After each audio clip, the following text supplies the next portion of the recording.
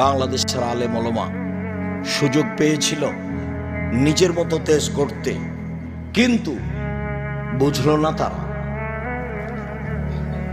নিজ নিজ স্বার্থে নেমে গেল।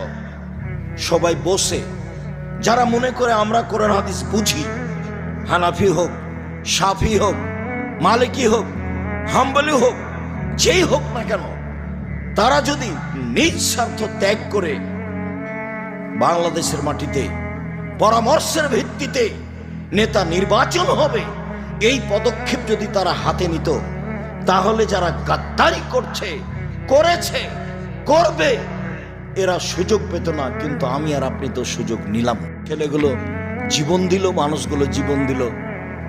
পানি লাগবে, পানি লাগবে, পানি লাগবে। সুযোগকে মাটির সাথে মিশিয়ে দিল। সবাই নিজ নিজ স্বার্থ নিয়ে চলল ধর্মের নামে।